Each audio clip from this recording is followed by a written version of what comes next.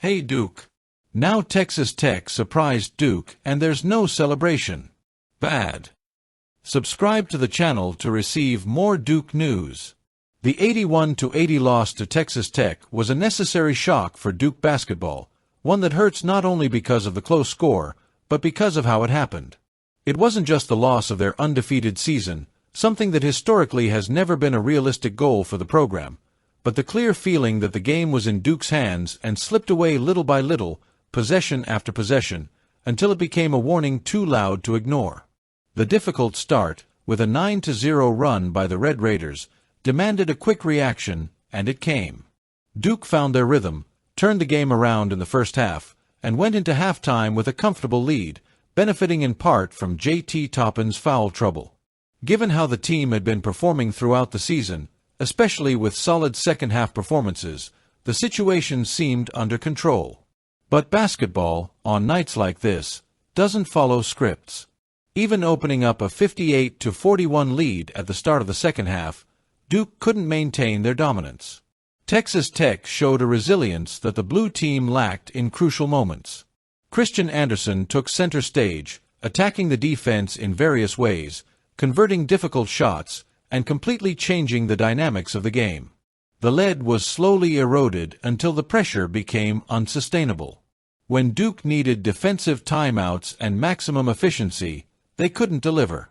The most worrying aspect of the night wasn't just the comeback they suffered, but how the defense, until then one of the pillars of Jon Scheyer's team, conceded 46 points in the second half. After limiting Texas Tech to just one three-pointer in the first half, Duke saw the Red Raiders adjust their offense and find openings, especially with Anderson, who finished the game with 27 points. For a team that had been excelling precisely because of its defensive consistency, conceding 81 points represents a clear warning sign. Even so, the game wasn't lost solely on defense. The free throw line was decisive.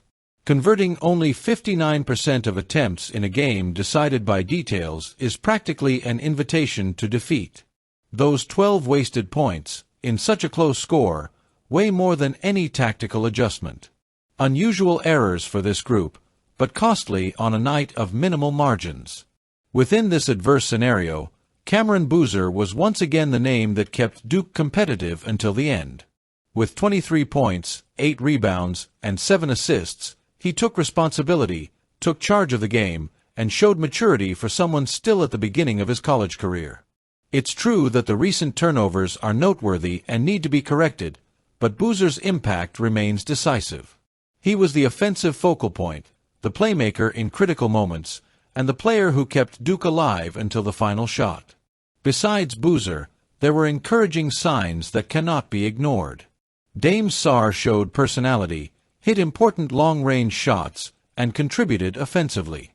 The bench also responded, with 34 points, including a solid performance from Caden Boozer, who demonstrated game reading and presence in the final moments.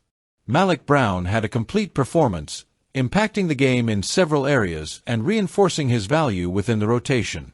None of this, however, erases the fact that losing this game was bad for Duke. It was an avoidable defeat that exposed defensive weaknesses, lapses in concentration, and a drop in collective performance at a time when the team needed to be more solid. At the same time, the schedule offers an immediate opportunity for a response. The start of the ACC season demands emotional maturity and the ability to quickly correct mistakes. There is no time for prolonged lamenting. What Duke can expect now is a period of adjustments. Jon Scheyer will have clear material to work with, fixing the defense in the paint, regaining confidence in free throws, and finding more offensive consistency from players who have still fluctuated. The loss doesn't define the season, but it can shape it. If the lessons are learned, this stumble before Christmas could become a turning point. The message is clear. Duke isn't invincible, but it remains a team with talent, depth, and young leadership capable of learning quickly. The reaction needs to be immediate, because the level of demand only increases from here. Leave your opinion.